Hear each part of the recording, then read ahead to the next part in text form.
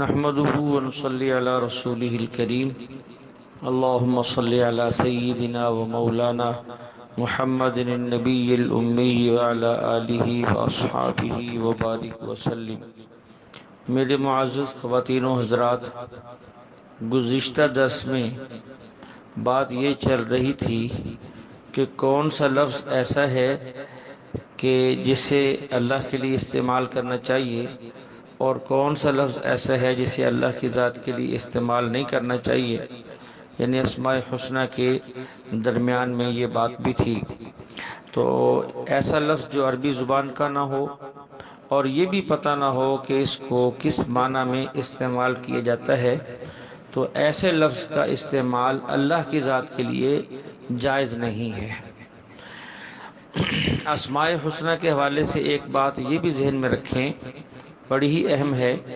اللہ تعالیٰ کے وہ نام جو قرآن کریم میں یا احادیث مبارکہ میں اللہ کی ذات کے علاوہ کسی اور کے لیے استعمال ہوئے ہیں، تو اس لفظ کو اللہ کے غیر کے لیے بھی استعمال کرنا جائز ہے، اور جو لفظ اللہ کے غیر کے لیے استعمال نہیں ہوئے اسے اللہ کے غیر کے لیے استعمال کرنا جائز نہیں۔ اس کی مثال سمجھیں، قرآن پاک کے اندر لقد جاءکم رسول من انفسکم عزیز علیہ ما عنتم حریص علیکم بالمؤمنین رؤوف الرحیم۔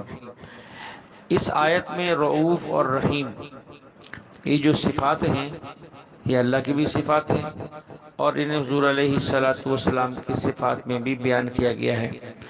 تو اس سے معلوم ہوا کہ رؤوف اور رحیم کا لفظ قرآن کریم میں اللہ کی ذات کے علاوہ دوسروں کے لیے بھی استعمال ہوا ہے۔ تو اب ہم کسی بندے کو جس کا نام عبد الرؤوف ہو تو رؤوف کہہ سکتے ہیں، عبد الرحیم ہے تو اسے رحیم کہہ سکتے ہیں، لیکن پورے قرآن اور احادیث مبارکہ میں الرحمن کا نام اللہ کے علاوہ کسی کے لیے استعمال نہیں ہوا، تو اس لیے کسی ایسے شخص کو جس کا نام عبد الرحمن ہو ہم رحمان نہیں کہہ سکتے، رحمان بھائی نہیں کہہ سکتے۔ اسی طرح علی یہ اللہ کی صفت ہے، علی، اور حضرت علی کا نام بھی ہے۔ حضور صلی اللہ علیہ وسلم نے اس نام کو تبدیل نہیں فرمایا، تو معلوم ہوا کہ اب اس نام کو بندوں کے لیے استعمال کر سکتے ہیں۔ اسی طرح اللہ کے ناموں کے اندر الرشید ہے، اور قرآن پاک کے اندر ایک جگہ ہے الیس منکم رجل الرشید، تو یہ رشید کا لفظ وہاں استعمال ہوا ہے، اب کسی یعنی غیر خدا کے لیے استعمال ہوا ہے، اس لیے کسی ایسے بندے کو جس کا نام عبد الرشید ہو اب ہم اسے رشید کہہ سکتے ہیں۔ یہ ایک بہت موٹا سا کلیہ بیان کر دیا ہے، تو اسی کے پیش نظر جب نام پکارے جائے تو یہی کہا جائے۔ اس سے آگے چل کر پھر اسی صورت میں وَهَلْ أَتَاكَ حَدِيثُ مُوسَىٰ إِذْ رَأَىٰ نَارًا فَقَالَ لِأَهْلِهِمْ كُثُوا إِنِّي آنَسْتُ نَارًا لَعَلِّي آتِيكُم مِّنْهَا بِقَبَسٍ أَوْ أَجِدُ عَلَى النَّارِ هُدًى۔ یہاں موسیٰ علیہ السلام کے واقعے کو تفصیلاً بیان کیا گیا ہے، ہمارا یہاں واقعہ بیان کرنا مقصود نہیں ہے۔ موسیٰ علیہ السلام آگ لینے گئے، نبوت مل گئی، وہاں اللہ تعالیٰ نے یہ بھی فرمایا کہ جوتے اتاریں، یہ مقدس وادی ہے، تو اس سے یہ بات واضح ہو گئی جو بھی مقدس جگہ ہیں، مثال کے طور پہ نماز پڑھتے وقت، جنازہ پڑھتے وقت، تمام مساجد کے اندر، حرمین کی مساجد کے اندر، اسی طرح اکابر کی، مشائخ کی، صالحین کی قبور کے پاس یہ جوتے اتارنے چاہیے۔ اسی کے اندر ادب ہے اور اسی کا اللہ تعالیٰ نے حکم دیا ہے۔ اسی آیت کے تحت فَخْلَعْنَا عَلَيْكَ، مفتی محمد شفیع صاحب رحمۃ اللہ علیہ معارف القرآن میں لکھتے ہیں، حضور علیہ السلام نے ایک مرتبہ بشیر بن خصاصیہ رضی اللہ عنہ کو قبروں کے درمیان جوتے پہن کر چلتے دیکھا، تو آپ نے فرمایا اذا كنت في مثل هذا المكان فاخلعنا عليك، جب تم اس جیسی جگہ پر چل رہے ہو تو اپنے جوتے اتار لیا کرو۔ تو اس سے یہ بات بالکل واضح ہے کہ مقدس مقامات اور اکابرین کی قبور کے پاس جوتے اتارے جاتے ہیں، یہ ناجائز نہیں ہیں بلکہ جائز ہیں، اور ادب بھی اسی کے اندر ہے۔ اسی طرح اللہ تعالیٰ نے انہیں عبادت کا حکم دیا، الا انا فاعبدنی واقم الصلاۃ لذکری، کہ میری بات کریں اور میرے ذکر کے لیے نماز کو قائم کریں۔ کچھ آگے چل کر فرمایا فلا یصدنک عنہا من لا یؤمن بها واتبع هواه فتردى، اس سے یہ بتایا گیا کہ برے لوگوں کی صحبت سے دور رہنا ہے۔ یہ خطاب تو موسیٰ علیہ السلام کو ہے، سمجھایا ہمیں گیا ہے کہ جن لوگوں کے عقائد خراب ہوں ان سے بھی بچیں، جن کے اعمال خراب ہوں ان سے بھی بچیں، کیونکہ حضور علیہ السلام نے بھی ارشاد فرمایا الرجل علی دین خلیلہ، انسان جو ہے وہ اپنے دوست کے دین پر ہوتا ہے۔ اب دیکھا جائے کہ اس کی دوستی کس قسم کے لوگوں سے ہے، اس لیے ایسے لوگوں سے بچنے کی بہت ضرورت ہے۔ اس سے آگے چل کر اللہ جل شانہ نے موسیٰ علیہ السلام کو دو معجزے دیے، اسے لے کر وہ فرعون کے پاس گئے۔ ان میں سے ایک معجزہ تھا لاٹھی کا سام بننے کا، اور دوسرا معجزہ تھا ید بیضا، کہ جب ہاتھ کو بغل میں لے کر نکالتے تو وہ روشن ہوتا۔ قرآن پاک کے اندر سام کے بارے میں دو الفاظ استعمال ہوئے ہیں موسیٰ علیہ السلام کے واقعے میں، ایک جگہ حیتن ہے، ایک جگہ ثعبان ہے۔ بعض لوگ خام خواہ جو ہے ان میں ٹکراؤ پیدا کرتے ہیں کہ ثعبان کا معنی بڑا اژدہا ہوتا ہے، جبکہ حیتن کا معنی ایک باریک اور عام سانپ ہوتا ہے۔ تو کوئی اشکال اور اعتراض اور تعارض نہیں ہے۔ جب یہ شروع میں بنا تو باریک سا سانپ تھا، پھر ایسا سا بڑا ہوتے ہوتے اژدہا بن گیا، لہذا اس کے اندر کوئی تضاد اور کوئی بھی ایسی بات نہیں ہے۔ اسی طرح جو ہے آگے چل کر داعی کی وہ صفات بیان کی گئی ہیں جو ہر اس بندے کی ضرورت ہے جو لوگوں کو اللہ کی طرف بلاتا ہے۔ موسیٰ علیہ السلام نے اللہ سے تین باتیں اور تین چیزوں کی دعا مانگی، اور وہ کہ اور یہ ہر اس شخص کی ضرورت ہے جو داعی الی اللہ ہے، جو مبلغ ہے۔ نمبر ایک، ربی اشرح لی صدری، اے اللہ جو بات میں سمجھانا چاہتا ہوں میرے دل پر کھول دے، کہ پہلے مجھے اچھی طرح سمجھ آ جائے تاکہ میں دوسروں کو سمجھا سکوں۔ تو داعی کی بھی ضرورت ہے، جس چیز کی وہ دعوت دیتا ہے پہلے خود اچھی طرح سمجھے۔ عقیدہ سمجھانا چاہتا ہے پہلے خود سمجھے، کوئی مسئلہ سمجھانا چاہتا ہے پہلے خود سمجھے پھر دوسروں کو سمجھائے۔ نمبر دو، ویسر لی امری، میں اللہ مجھے اس کے اسباب پیدا فرما۔ دعوت کے اسباب، اسباب سے کام آسان ہوتا ہے، اسباب نہ ہو تو کام مشکل ہوتا ہے۔ اسباب میں دونوں چیزیں آتی ہیں، افراد بھی آتے ہیں اور مال بھی آتا ہے۔ اس لیے موسیٰ علیہ السلام نے افراد میں سب سے پہلے اپنے بھائی ہارون علیہ السلام کو مانگا بطور وزیر کے، اللہ نے انہیں بھی نبوت عطا کی۔ تیسری بات فرمائی وَاحْلُلْ عُقْدَةً مِّن لِّسَانِي، اے اللہ مجھے فصیح زبان عطا فرما، یعنی میری زبان میں جو لکنت ہے اسے ختم فرما تاکہ میں بات کھل کر کہہ سکوں۔ تو داعی کی یہ تینوں ضرورتیں ہیں، جب یہ تینوں باتیں ہوں گی تو اگلی بات جو موسیٰ علیہ السلام نے مانگی وہ یہ تھی یفقہوا قولی، تاکہ وہ میری بات سمجھ جائیں۔ یہ تین چیزیں کیوں عطا فرما؟ تاکہ وہ میری بات سمجھ جائیں۔ موسیٰ علیہ السلام نے یہ دعا نہیں مانگی کہ وہ میری بات کو مان لیں، نہیں، فرمایا کہ وہ میری بات کو سمجھ جائیں۔ داعی کے ذمہ بات منوانا نہیں ہے بلکہ بات سمجھانا ہے۔ آج ہمارے ہاں لوگ پریشان ہوتے ہیں کہ جی ہم نے بات کی ہے اور اس نے مانی نہیں ہے۔ دیکھیے ہمارے ذمہ منوانا ہے ہی نہیں، ہمارے ذمہ تو بات کو سمجھانا ہے۔ ہم سمجھا دیں، مخاطب مانتا ہے تو ٹھیک، نہیں مانتا تو ہمیں اس کا کوئی نقصان نہیں ہے۔ اسی طرح جو ہے اس سے آگے چل کر موسیٰ علیہ السلام کا واقعہ بڑی تفصیل سے ہے۔ اللہ تعالیٰ نے بہت سے احسانات جو ہے وہ موسیٰ علیہ السلام کو جتلائے کہ ہم نے آپ کے ساتھ یہ بھی کیا، یہ بھی کیا۔ وَلَقَدْ مَنَنَّا عَلَيْكَ مَرَّةً أُخْرَى إِذْ أَوْحَيْنَا إِلَىٰ أُمِّكَ مَا يُوحَىٰ، آپ کی ماں کے دل میں ہم نے یہ بات ڈالی کہ ایسا کرو۔ اور اسی طرح دوسرا احسان یہ کہ جب بچے قتل ہو رہے تھے تو ہم نے آپ کو جو ہے محفوظ رکھا۔ تیسرا احسان یہ کیا کہ جب آپ فرعون کے گھر میں پہنچ گئے اس کی بیوی آسیہ کے دل کے اندر ہم نے محبت ڈال دی۔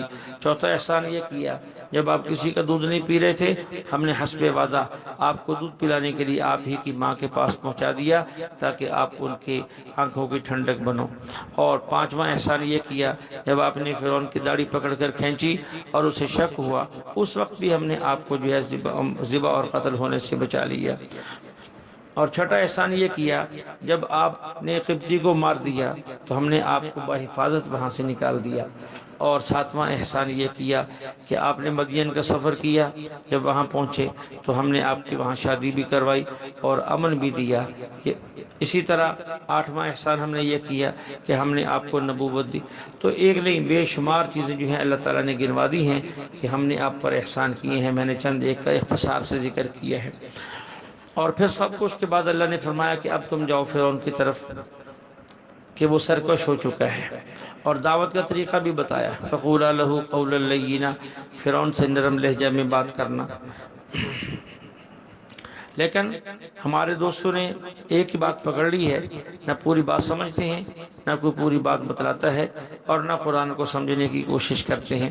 دعوت کے دونوں طریقے ہیں، ابتداء نرم لہجے سے محبت سے بات سمجھائی جائے، لیکن ایک وقت وہ آئے جب کہ فریق مخالف اور مخاطب جو ہے وہ ضد پر آ جائے اور بات کو نہ مانتا ہو، اور اس پر پہلے ہم نے حجت تام کر دی، تو پھر یہ حکم ختم ہو جاتا ہے۔ پھر دوسرا حکم متوجہ ہوتا ہے، یا ایھا النبی جاہد الکفار والمنافقین واغلظ علیہم، اے محبوب کفار اور منافقین سے جہاد بھی کرو اور ان پر سختی بھی کرو۔ یعنی پھر جہاد بھی ہے اور سختی بھی ہے۔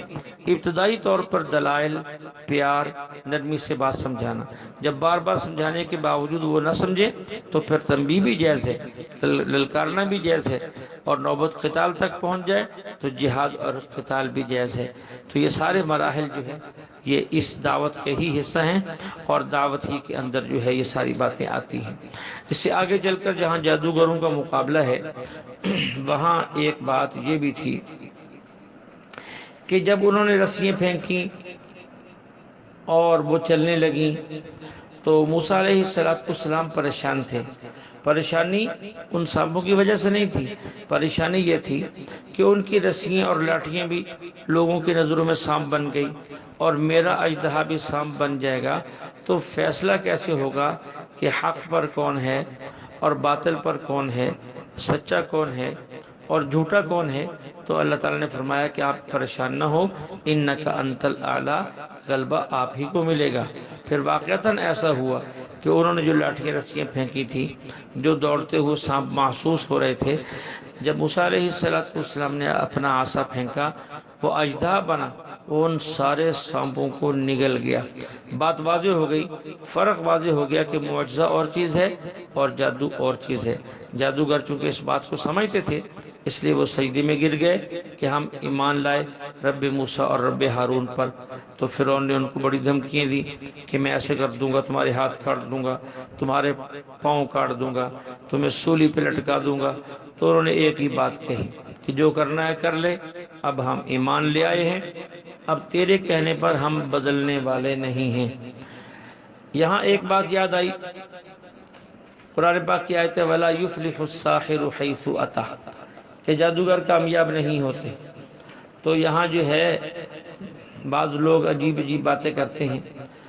ابھی ہمارے قریب زمانے میں ایک شخص گزرا ہے، احمد سعید چتروڑ گڑھی، جو مماتیوں کا قائد تھا اور فرقہ معتزلہ کا رہبر تھا۔ تو اب کچھ ہی عرصہ پہلے جو ہے وہ کیا کہتے ہیں فوت ہو گیا ہے۔ قبر کی حیات کا بھی منکر تھا، اور سماع عند القبر کا بھی منکر تھا، عذاب قبر وغیرہ نہ معلوم کن کن چیزوں کا وہ منکر تھا، اور اہل سنت والجماعت سے وہ خارج تھا۔ اس نے جاتے جاتے دنیا سے اپنی آخرت خراب کرنے کے لیے کتاب لکھ دی، قرآن مقدس اور بخاری محدث۔ اس نے اپنی اس کتاب کے اندر اپنے علم کو ظاہر کرنے کے لیے کہ علامہ صاحب کو کیا کچھ جانتے ہیں، الجامع الصحیح البخاری کی 53 احادیث ایسی نقل کی، پھر لکھتا ہے کہ یہ قرآن کے خلاف ہے، یہ ساری احادیث قرآن کے خلاف ہے۔ اس کے اندر جو ہے ایک روایت یہ بھی ہے، وہ بھی یہ کہتا ہے کہ جادو کا اثر نہیں ہوتا، اور یہ روایت موجود ہے عائشہ رضی اللہ عنہا سے کہ حضور علیہ السلام پر لبید بن عصام نے جادو کیا۔ اس جادو کا نتیجہ یہ نکلا کہ اللہ کے نبی علیہ السلام کو بسا اوقات خیال آتا میں نے یہ کام کیا ہے، حالانکہ وہ کام کیا نہ ہوتا، اور کبھی یہ خیال ہوتا کہ میں نے یہ کام کیا ہے، حالانکہ آپ نے وہ کام کر لیا ہوتا تھا۔ تو یہ جادو کے اثر کی وجہ سے تھا۔ اور یہ احمد سعید یہ کہتا ہے کہ وَلَا يُفْلِحُ السَّاحِرُ حَيْثُ أَتَى، جادوگر کبھی کامیاب نہیں ہو سکتا۔ ادھر امی عائشہ کہتی ہیں لبید بن عاصم کامیاب ہوا تھا، تو یہ حدیث قرآن کے خلاف ہے، لہذا جادو کی کوئی حقیقت نہیں ہے، یہ اس نے اپنے جو ہے اس کی اپنی اختراع تھی جو کہ اہل علم سے بالکل ہٹ کر تھی، حالانکہ قطعاً ایسا نہیں۔ علامہ قرطبی رحمۃ اللہ علیہ فرماتے ہیں ذهب اہل السنہ الی ان السحر ثابت وله حقیقہ، اہل سنت والجماعت کا موقف یہ ہے جادو کی حقیقت بھی ہے اور یہ ثابت بھی ہے، قرآن پاک کے اندر بھی ہے وما انزل علی الملکین ببابل ہاروت وماروت وما يعلمان من احد حتى يقولا انما نحن فتنة فلا تکفر فیتعلمون منهما ما يفرقون به بین المرء وزوجه۔ یہ بنی اسرائیل کے لوگ جو اس چیز ان جادو کے پیچھے پڑ گئے تھے، دو فرشتے ان کے پاس آئے جو انہیں اس کا علم سکھاتے تھے، لیکن وہ پہلے یہ کہتے تھے کہ اسے نہ سیکھیں، ہم تو تمہارے امتحان کے لیے بھیجے گئے ہیں، اس جادو کے علم کے پیچھے نہ پڑیں، اور اسی کے ذریعے سے وہ لوگوں کے درمیان، خامد اور بیوی کے درمیان جو ہے وہ جدائی کرواتے تھے۔ تو جادو کی حقیقت تو قرآن پاک سے ثابت ہے، اب یہ کہنا کہ قرآن سے ثابت نہیں ہے یہ ٹھیک نہیں ہے۔ تو اس نے کہا یہ حدیث قرآن کے خلاف ہے، ہم کہتے ہیں قرآن کریم نہ سمجھنے کی وجہ سے یہ اشکال پیش آیا، قرآن کے الفاظ یہ ہیں وَلَا يُفْلِحُ السَّاحِرُ حَيْثُ أَتَى، اس کا معنی جادوگر جس مقصد کے لیے جادو کرتا ہے اس مقصد میں کامیاب نہیں ہوتا، یہ مطلب۔ اب دیکھیے ان لوگوں نے اپنی لاٹھیاں پھینکی، رسیاں پھینکی، نتیجہ کیا نکلا؟ وہ سانپ دوڑتے ہوئے نظر آ رہے تھے۔ جادو تو انہوں نے کیا، جادو کا اثر بھی ہو گیا، لیکن اس کے جادو سے جو مقصد تھا موسیٰ علیہ السلام کو شکست دینا وہ حاصل نہ کر سکے۔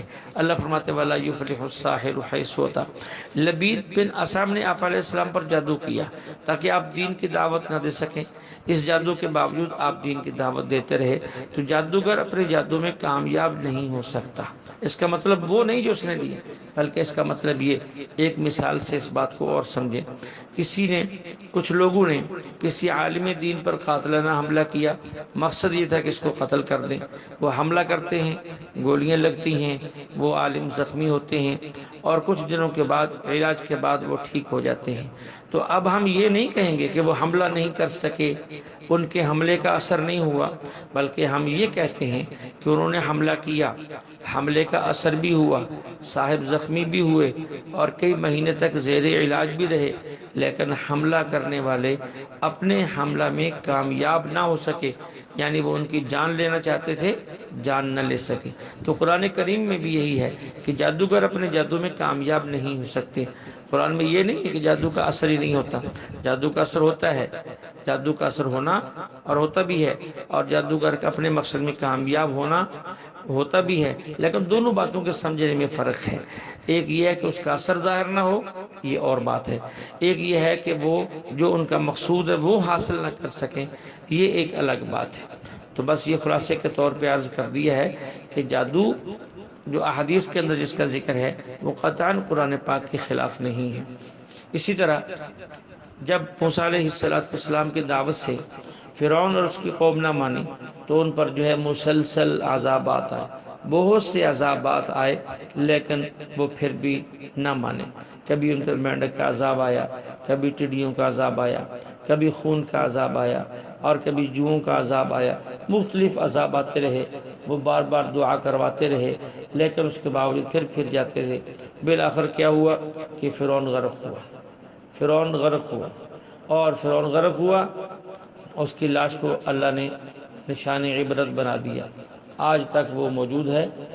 اس لیے اللہ تعالیٰ احسان جتلا رہے تھے کہ ہم نے آپ کے ساتھ یہ بھی کیا اور آپ کے ساتھ یہ بھی کیا اور یہ بھی ہم نے آپ پر احسان کیا، تو کوئی ایسی بات نہیں ہے۔ یہ باتیں جو ہیں موسیٰ علیہ السلام پر واقعتاً اللہ تعالیٰ نے بے شمار انعامات کیے، اور جو گننے سے گنے نہیں جا سکتے۔ سورۃ طٰہٰ کے اندر تو کئی ورق جو ہے اس پر اللہ نے بیان کر دیے ہیں۔ بیان کرتے کرتے کرتے پھر اللہ نے کہا کہ چلیں ہم آپ کے بھائی حضرت ہارون کو بھی نبوت دیتے ہیں، وہ آپ کا وزیر بن کے آپ کے ساتھ جائے گا، اب تم جاؤ فرعون کے پاس جا کر اسے دعوت دو، وہ سرکش ہو چکا ہے۔ تو یا پھر ان حضرات نے کہا کہ ہم چلے تو جائیں گے، لیکن ہمیں خدشہ یہ ہے کہ وہ ہمیں مار دے گا۔ اللہ تعالیٰ نے فرمایا کہ نہیں، تم جاؤ، وہ کچھ کہے میں سن لوں گا، وہ کچھ کرے میں دیکھ لوں گا، اس لیے نہ وہ تمہیں کچھ کہہ سکتا ہے اور نہ وہ کچھ کر سکتا ہے۔ تو اس اعتماد کے ساتھ پھر یہ لوگ فرعون کے پاس گئے اور اللہ کی طرف بلایا۔ تو یہ قرآن مقدس کو سمجھنے کا مطلب یہ ہے کہ ہم اس کو ایسے سمجھیں جیسے ہمارے بڑوں نے سمجھا، اور خام خواہ جو ہے آیات کے الفاظ اور ہیر پھیر میں نہ پڑیں، اور جو ہے اپنی عقل کو اس کے اندر خام خواہ دخل نہ دیں۔ اللہ جل شانہ ہمیں قرآن مقدس کی صحیح سوجھ بوجھ عطا فرمائے۔ وآخر دعوانا ان الحمد للہ رب العالمین۔